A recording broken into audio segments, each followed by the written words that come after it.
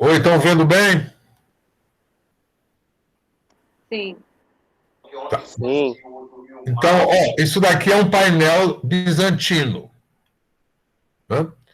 Então, reparem aqui. Aqui ele está representando uma cena, né? A gente tem ideia de uma cena em que você temos os ícones, né? Inclusive os ícones, como isso daqui vem lá de Roma, né, da Grécia, vocês reparem que as roupas são trabalhadas em claro escuro, para dar uma ideia de volume, né, de que é roupa, de que é pano. Né? Mas como é que está organizado aqui o espaço? O espaço está organizado para deixar bem claro, vamos dizer, a narrativa com toda essa hierarquia do plano. Então, temos aqui uma figura, um ícone central, né? A gente olha, em primeiro lugar, lá para o centro, que é o mais importante, que tem algo aqui que vai distinguir, né? Tem aqui uma figura geométrica, um círculo, né? De que ele realmente é diferente, ele é mais importante do que, né? Que é o imperador, que é já a religião cristã ortodoxa. Então, é todo, vamos dizer, isso daqui é tudo para organizar umas ideias. Aqui está se mostrando, né, o imperador com o bispo, né, aqui a Bíblia, o livro sagrado, né, veja aqui um livro manuscrito, né, com a capa, ou ele aqui traz alguma coisa na mão, que aqui eu não sei, né, aqui são os guerreiros, né? O exército, né? Que tem. Então, isso daqui é para o entendimento, né? Como aqui também, aqui a gente tem, né, novamente, o imperador, né? Aqui a imperatriz, veja aqui, vem aqui o texto, né? Isso daqui é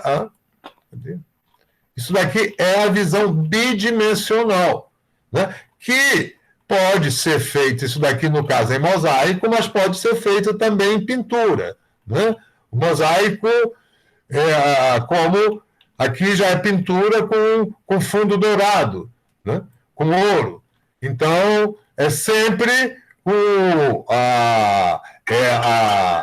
as figuras, né, elas têm um esquema, isso daqui é controlado por quem encomenda, pelo local, né? Então, como é que foi a criação disso? Então, tem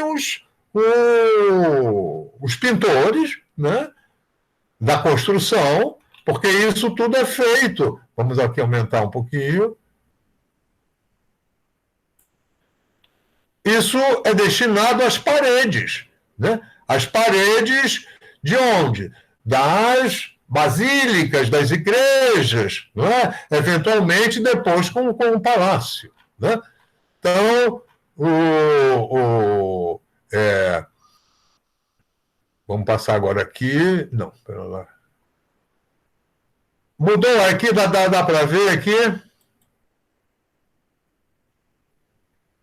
Estão vendo aqui?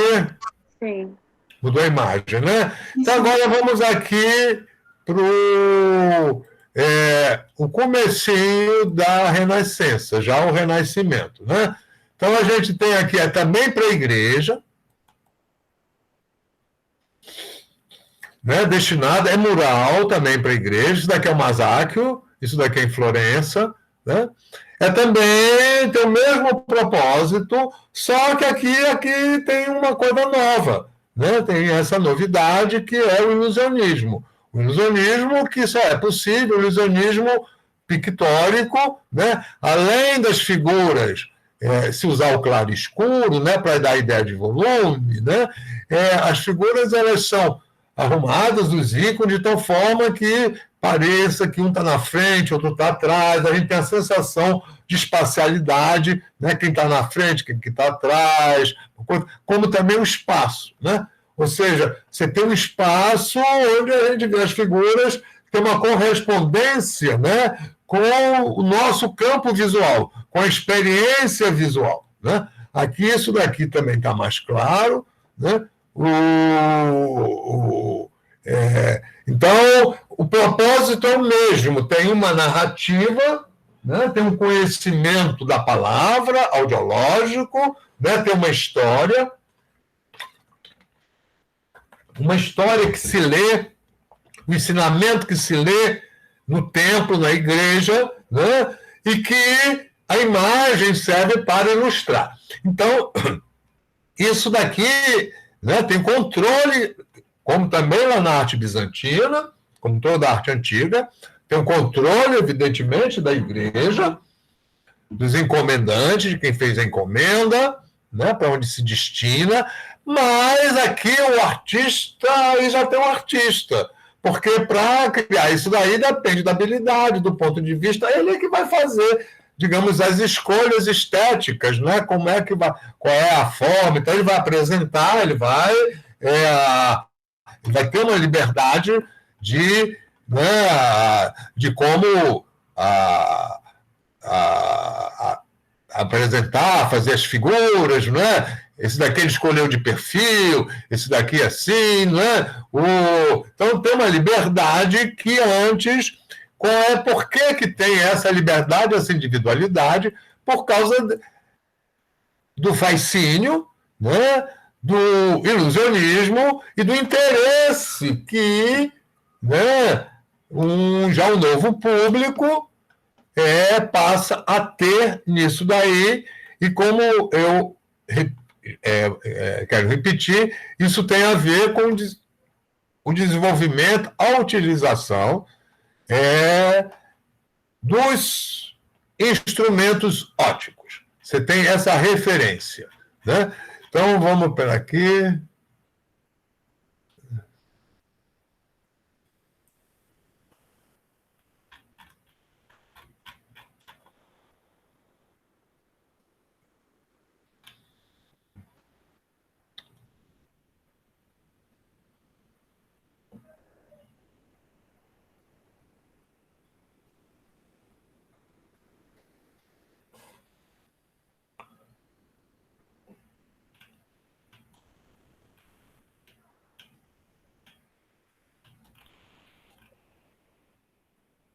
Vamos aqui. Então, né? Então, o Renascimento, esse período longo, são 2 séculos, né? A gente tem o Baixo Renascimento, né? O Alto Renascimento. O Alto Renascimento, que nós já vimos aqui, o Alto Renascimento italiano e o Alta Renascença alemã. Renascença e Renascimento são sinônimos, é a mesma coisa. Isso daqui é a passagem lá do século XV para o século XVI. Né? Final do século XV, primeira metade do século XVI, onde, digamos, a imagem ilusionista, o método de criar a imagem ilusionista, baseada na observação, né? Isso tudo, vamos dizer, já é criado as bases, isso vai ser desenvolvido, né? E Cadê aqui?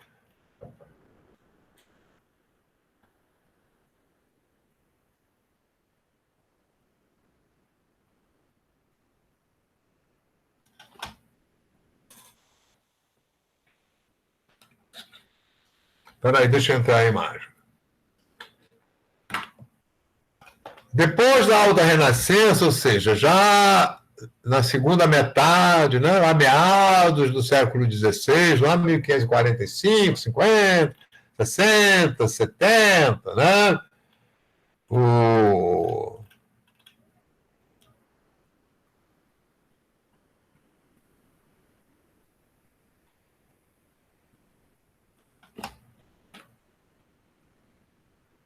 Lá por essa época, né, o quadro ilusionista, o novo quadro a óleo sobre tela, né, feito com base no desenho 3D, já com as academias, né, isso daí já se espalhou, né, tem um público grande, ou seja, tem a demanda,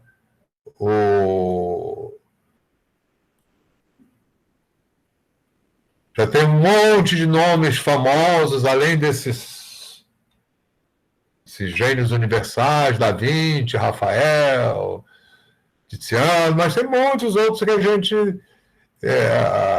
só conhecendo mais profundamente a história, né? As cidades foram se transformando, né? Então, na Itália, igrejas, palácios, mas também no norte da Itália, né? Então, a tecnologia, essa nova tecnologia da imagem, né? Ela se difunde e as novas gerações, né? Elas vão se propor a novos desafios para conquistar novos públicos, né? Cada gerações, né? Isso também é uma mudança, uma coisa da era moderna, né? Porque antes da era moderna, né? O valor do passado, era a conservação do passado, né? E aí vai começar a se valorizar o presente, né? As coisas do presente, né? E a imagem como uma coisa presente. E os artistas eles vão investir, os pintores, né? E aqui hoje eu vou me concentrar aqui na pintura.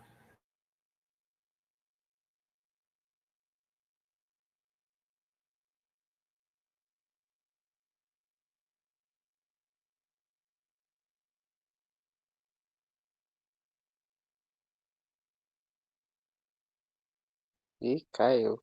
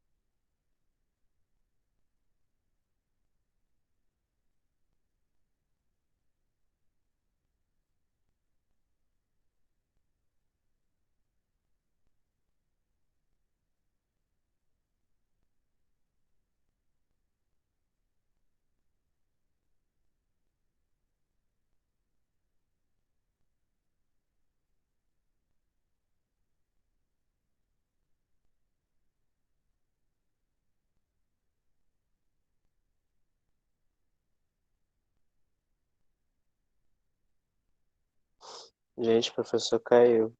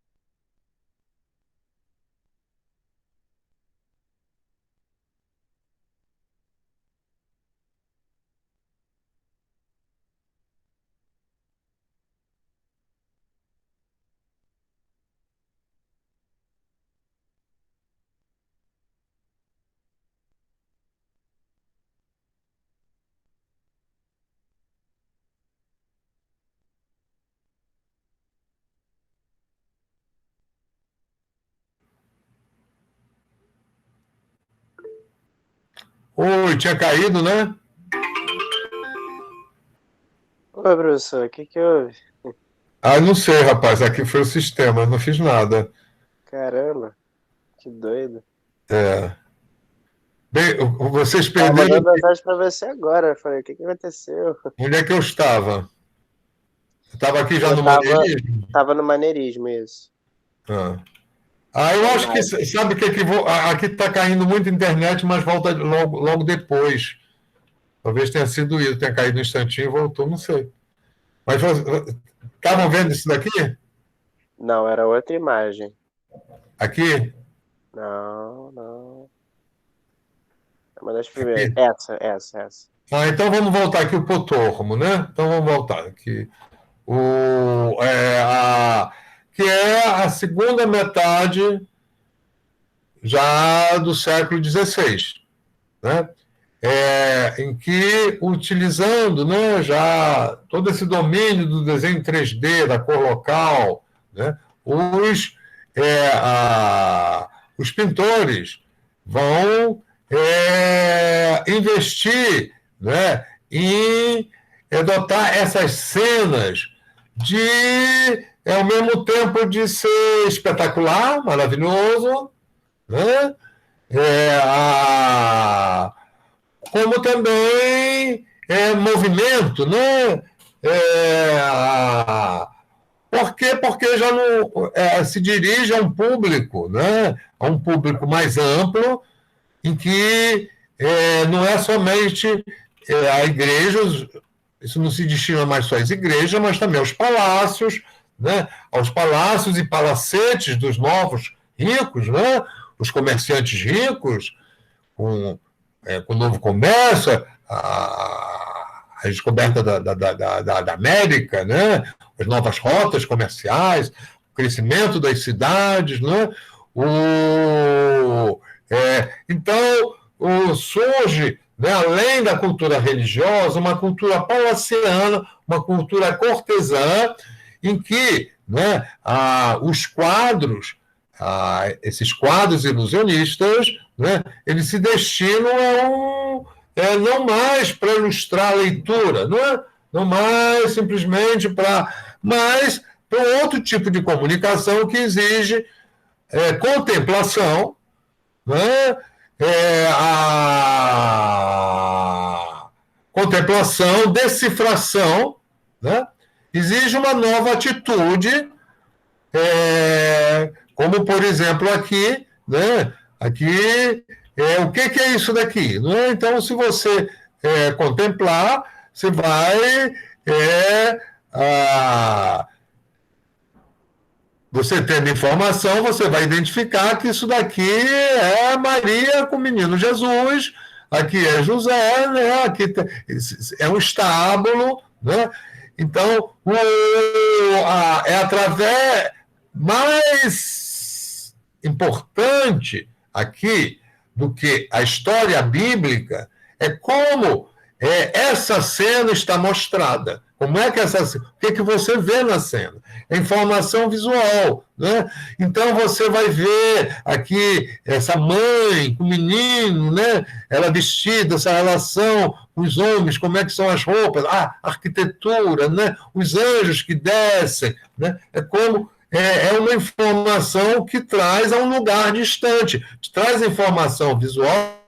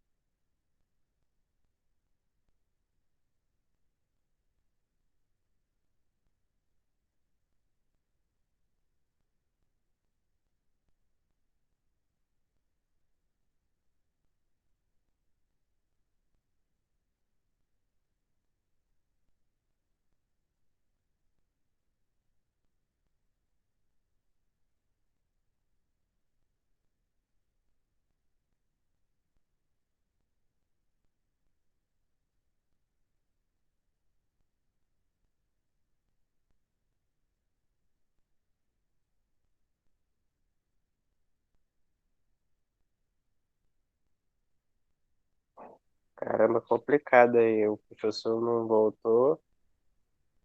Galera, eu vou sair, porque eu acho que se ele voltar, né? Aí É, ele nem respondeu no WhatsApp, que eu mandei mensagem pra ele. eu mandei mensagem lá no grupo também e nem sinal dele. Será que ele sabe que caiu, pelo menos? Não, de repente ele sabe, né? De repente ele sabe, só que ele tá Porque tentando voltar e. na hora que ele voltou, ele parecia que nada tinha acontecido. Mas É eu vou sair, verdade. são quase 10h15. É. Então é E ele isso, deixou gente. gravando, né? É isso, meio creepy, né? Mas enfim, né? Tchau, tchau, gente. Até semana que vem. Até. Bem, galera.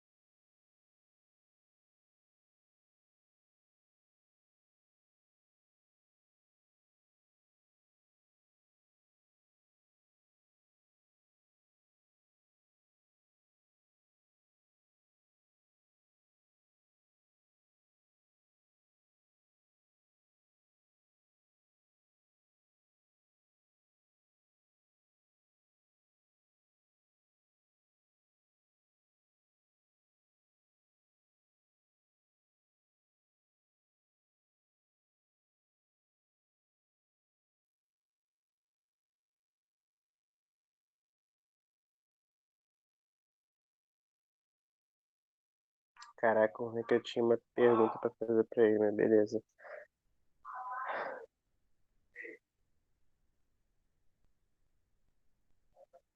Ah, tem uma pessoa aqui ainda.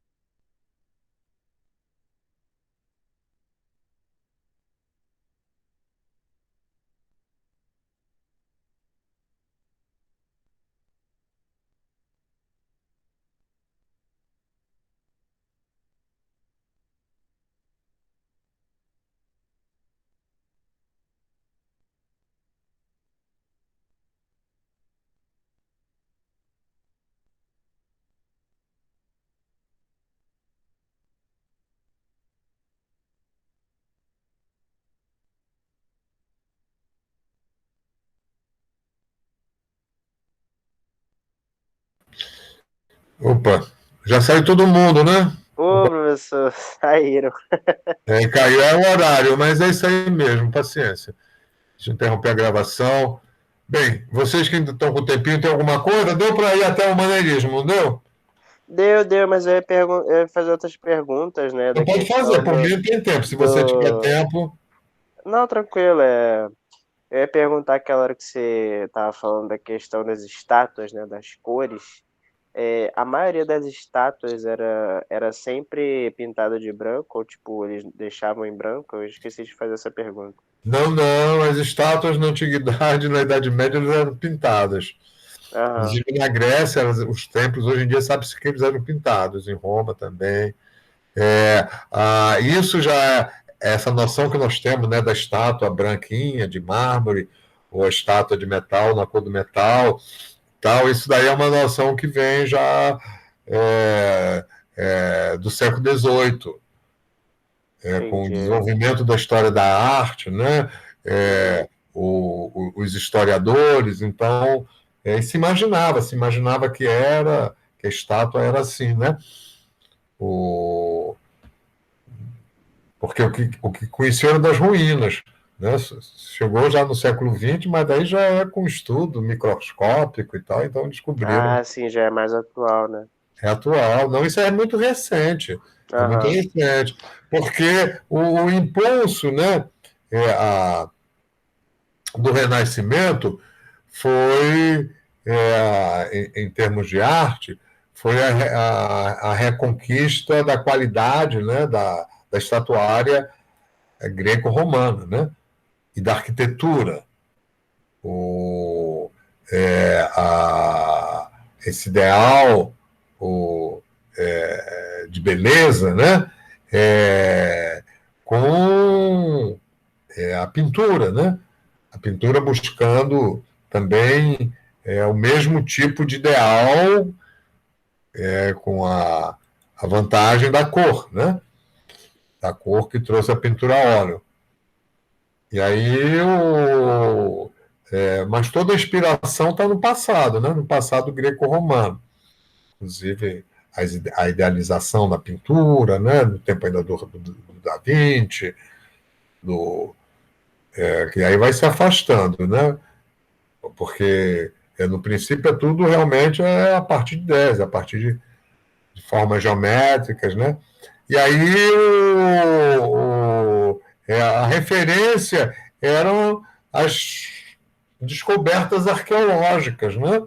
Essa recuperação, essas estátuas, por exemplo, foi muito importante para o Renascimento como é que chama? O Neonte, como é? Que é o pai lutando junto com os filhos contra a serpente, Leoconte. A descoberta do Leoconte, né? Encontraram o Leoconte, aquilo foi uma revelação. Encontraram já o Leoconte todo branquinho, né? Na cor da. A, e não se sabe. E aí então ficou, vamos dizer, como já no Renascimento, os pintores não pintam as estátuas, né? A partir do Renascimento. Mas na Antiguidade, sim. Na Idade Média também. Na Idade Média se pintava. Como até hoje, né? Nos templos católicos, nas igrejas católicas, as imagens todas são coloridas, né? Verdade. E a questão da igreja naquela época da Idade Média era muito forte também, né? Porque e você falou da questão do rei também, né? Numa aula aí, que ele fala a questão dele ser abençoado, né?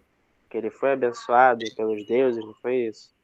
Ah, sim, não. A E quem era religião. contra a igreja morria, né? Ah, não.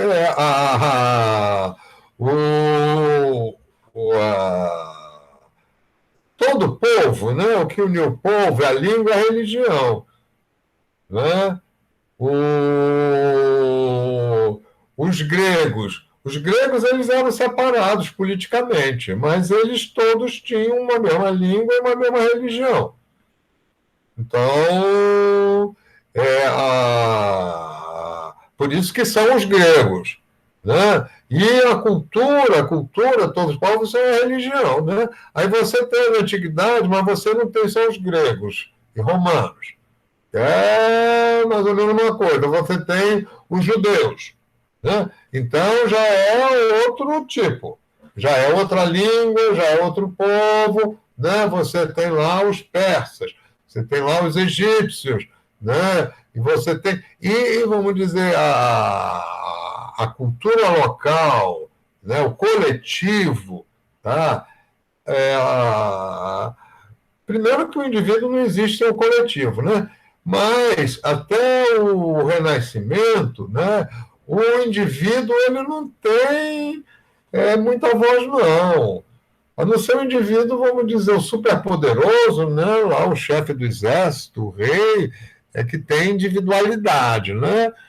Com poder, mas não tem essa coisa. O que é individualidade? Individualidade é você poder fazer suas escolhas, você decidir sobre a sua própria vida, né? Naquela Inclusive época não tinha casamento, isso. como é que vai viver, isso não existia, nem fazia sentido, e Aham. nem o povo, entendeu? Você já nascia com o seu destino determinado, dentro dali. em todas as coisas, e isso regulado por onde? Pela religião, né? Porque os reis, eles não governam separando a religião. A separação da religião e do Estado só vai acontecer no fim do século XVIII, com o Iluminismo. Isso já é com a Revolução Americana e a Revolução Francesa. Aí já a nossa Eu era ia falar isso, contemporânea. da Revolução Francesa que estava naquela época, né? É até o filme do Os Miseráveis que retrata um pouco dessa questão que eu lembro do filme. Não lembro muito, tem muito tempo que eu não vejo, mas eu lembro que tem uma parte dessa do filme que eles retratam isso também. É uma coisa importantíssima da Revolução Francesa e da Revolução Americana, né? Sim, Que são, ao mesmo tempo, se fala mais da Revolução Francesa, porque foi que inspirou também a Revolução Americana, né? Mas que foi a criação das repúblicas modernas, né? A República Americana deu certo, mas a República Francesa não. A primeira República Francesa ela durou só alguns anos, numa época de guerra civil, e aí Napoleão transformou em império. Acabou, se tornou ditador e como o primeiro império. Depois vai ter outra revolução, cria-se a Segunda República, mas daí também não dura, já é o sobrinho do Napoleão que consegue lá, que uma ditadura cria lá o Terceiro Império. Né? Até que, vamos dizer, a República só vai ser já na Quarta República, já é lá no fim do século XIX. E a base, né, da República Moderna é a separação entre o poder espiritual e o poder político, né? Ou seja, o Estado da religião. Então, a religião e o Estado, né? Mas isso não é em toda parte, né? é verdade. Isso não é toda parte. Isso daí, essa separação entre o Estado e a religião, só existe mesmo nas democracias liberais, né? Você ainda tem, né? Por exemplo, o Irã hoje em dia é um Estado teocrático, né? Então, é um Estado religioso.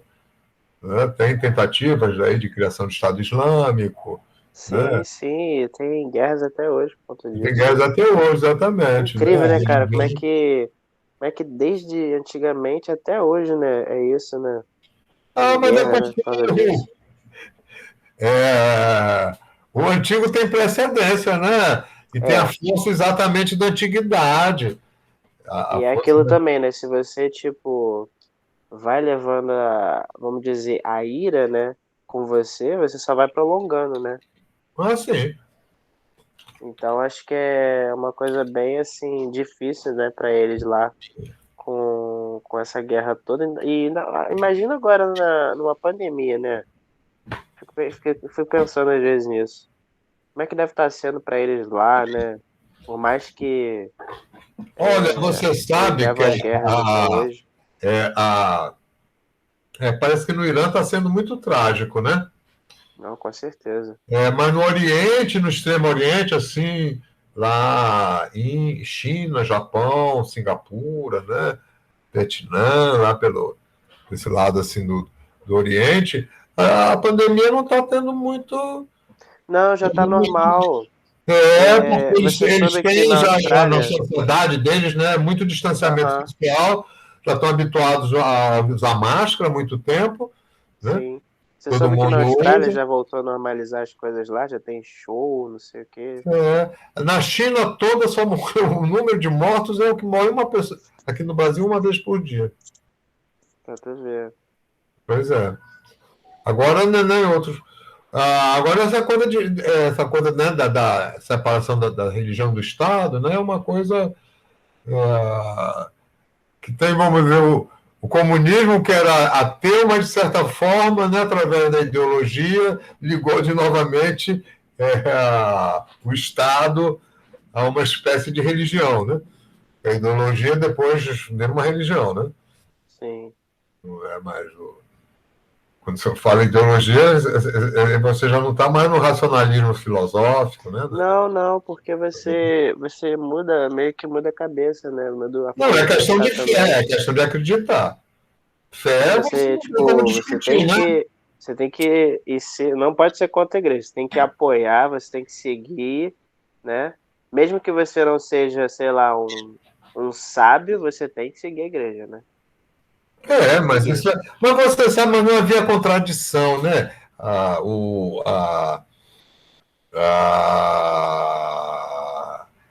Digamos, a lógica, o pensamento, o raciocínio de todo mundo levava a uma ideia, vamos dizer, de Deus, né? Que, aliás, vamos dizer, a questão de Deus é a questão da transcendência, né?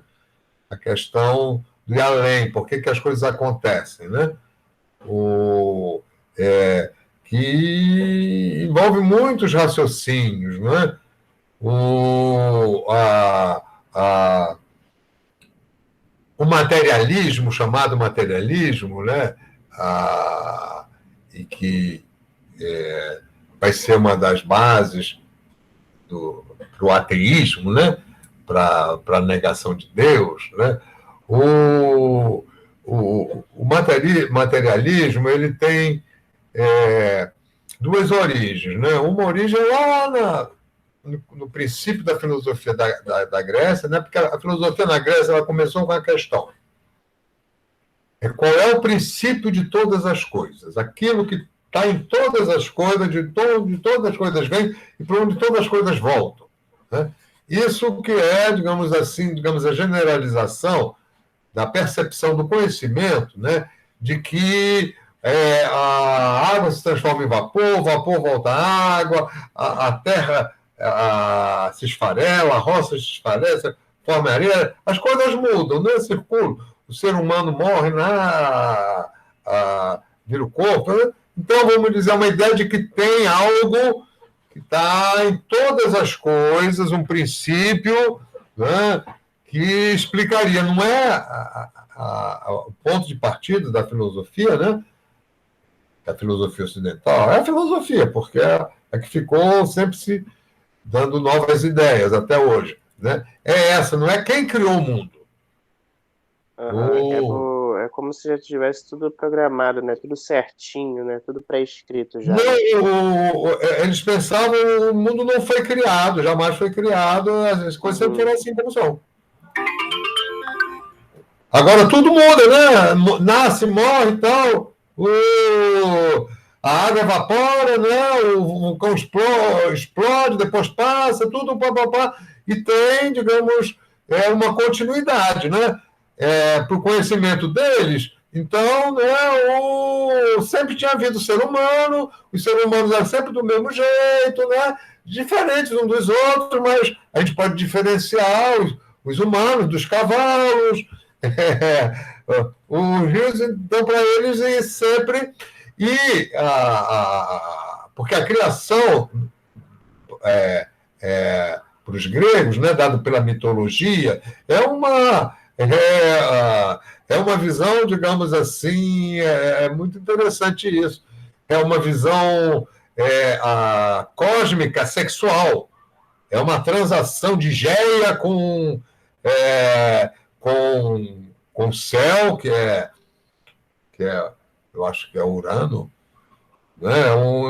Que aí nascem vários titãs, e aí a Geia transa com os titãs, e então, vamos dizer, a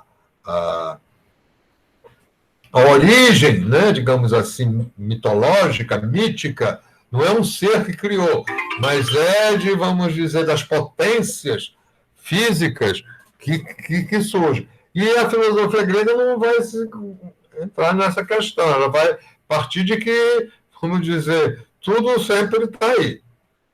Só que as coisas mudam e circulam, né? E aí vem as respostas, são os pré-socráticos, antes do Sócrates, antes do Platão.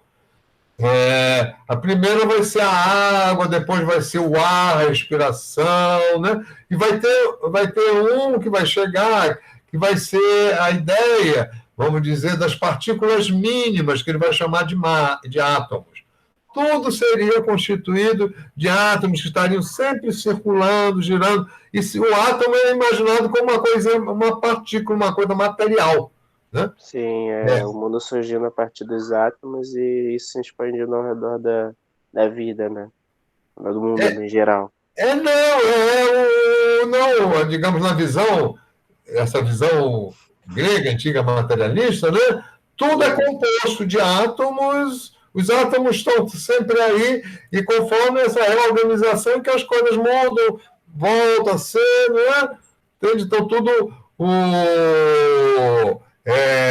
E a outra base do materialismo é o que não é, na verdade, para confundir, é o empirismo. É você basear o raciocínio na observação. Né? É você raciocinar em função da observação. Isso é particularmente importante com relação, né, às coisas de fato que existem, aos fenômenos naturais. Como explicar os fenômenos naturais? Né? Porque você pode explicar um fenômeno natural, né? Digamos, Por que chove, por que chove, por que sol, você se feriu, por que você ficou doente, sim. né? Por que tem um incêndio, você pode explicar que foi o Deus, foi o Espírito, você pode dar qualquer explicação, não é? E isso, vamos dizer, pode justificar pela fé, pela religião, né? Digamos, o cara é um castigo, como é que você vai contestar? Né? É uma questão só de crença e de fé. E a posição materialista, científica, é essa de observar, ver os fatos, o fenômeno, né? E a partir dali tentar encontrar a causa e tal. Mas isso só vai surgir já depois do Renascimento.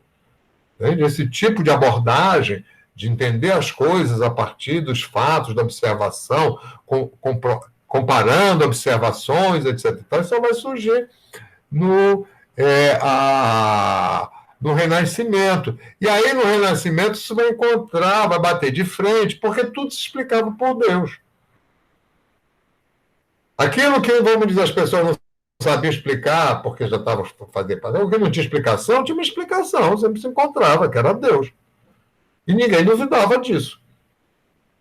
E o poder, digamos, a organização social, a vida social, né, podia variar dos deuses. Do Deus, né, por exemplo, o que além de Deus acredita também no demônio, né, ou o Deus cristãos, o Deus o Alá, né, o Deus muçulmanos e tal, mas, vamos dizer, no fundo, a explicação geral e a concordância geral, e aí é que vai, porque, digamos, o conhecimento empírico era muito pequeno e não se podia adquirir muito conhecimento empírico, né? Não podia ampliar o conhecimento empírico como se ampliou a partir do Renascimento. Esse conhecimento empírico vai se ampliar através de quê? Você vai conhecer através dos instrumentos de observação ópticos, inclusive, como instrumento de observação, você pode considerar o desenho, em que você mesmo lá, observando, você desenha, observa para você. Né? Então, digamos, você é botânico, você está estudando as plantas. Né? Então, você vai lá com o seu caderninho e você desenha, faz as observações. Você vai começar a ver de outra forma diferente, você vai observar e vai chegar. Né? Então, isso vai, esse conhecimento empírico, né, como comparações, experimentações, né, isso vai se chocar com essa explicação genérica em vários pontos, né? A explicação antiga, a explicação de Deus, a explicação pela religião. Então, vão surgindo conflitos, né? Dúvidas, a filosofia vai se renovar exatamente, a filosofia se renova sempre com a dúvida. Será que é? Porque não é, né? Será que isso aqui estava certo e isso aqui não?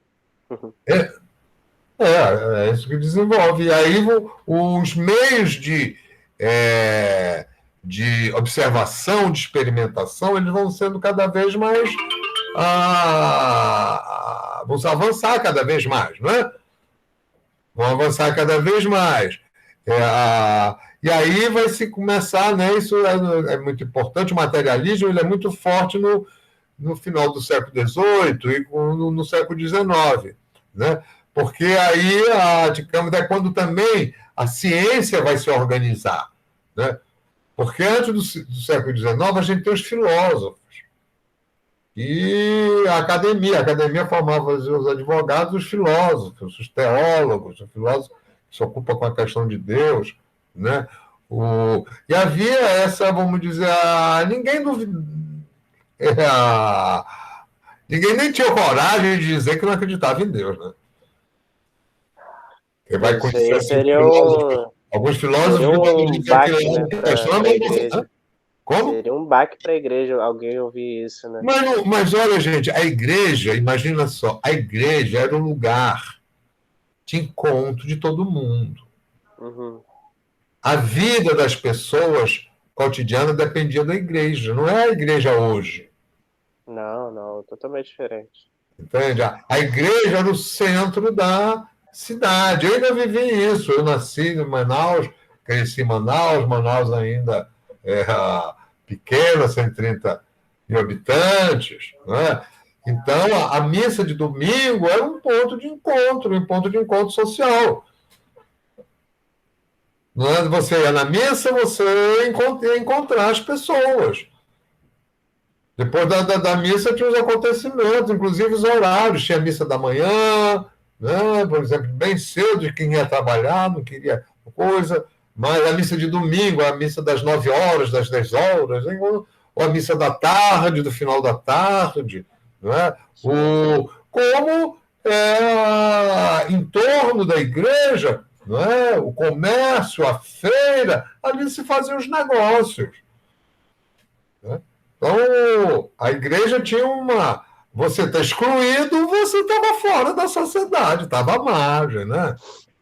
Já falava mal de você por trás. Aí você fazia o quê? Tipo, brincadeiras à parte, mas é tipo, ó, aquele cara ali era contra a igreja, hein? Aquele ali, ó, não acredita em Deus, não, né? Tipo, ficava falando assim, né? Você está fora do grupo, né? Não consegue as coisas. Não é? Até para namorar ficava difícil, né? Ah, é verdade. Então, tchau, Thales. Vamos aí, já são quase as naquela horas. época, né? Muito doido. Não conseguiria me imaginar naquela época, não. Mas você sabe, o extraordinário é que muita coisa da vida daquela época não existe em outros lugares, né? Ah, verdade. É que você mora aqui no Rio de Janeiro, né? Uhum. Nasceu, mora aqui no Rio de Janeiro, estuda aqui no Rio de Janeiro. O Rio de Janeiro já é uma metrópole. Uma metrópole como só começa a existir no século XIX. Uhum. É uma metrópole que tem acompanhado, né? Mas se você for morar lá, a antiguidade ainda existe, continua existindo, a Idade Média, inclusive aqui no Brasil. É verdade. Né? Vai para uma cidade pequena do interior. Sim. É que já cheguei a visitar. Visitar uma coisa, mas você vai morar lá, Agora, você vai. morar é bem diferente. É muito Você viver diferente. lá. Inclusive, aí você vai ver a importância que tem a igreja na cidade do Rio de Janeiro. Pode não ser igreja católica, mas aí vai ter a igreja Sim, não, concordo. protestante, ou tem o centro espírita. Uhum. Né? E isso a religião é isso, é ligar as pessoas, né? E a religião tem muitas funções, função de apoio espiritual, apoio material, em termos de saúde, né? Uhum. Os hospitais, isso é uma criação da Igreja Católica, né? Eu acho que da Igreja Muçulmana também, mas somente da Igreja Católica, a organização, assim, os hospitais, né? Inclusive, até hoje você vê muito hospital no Rio de Janeiro, né? Assim, nas cidades funcionais, são da religião. Como também a educação dos jovens, né? Verdade.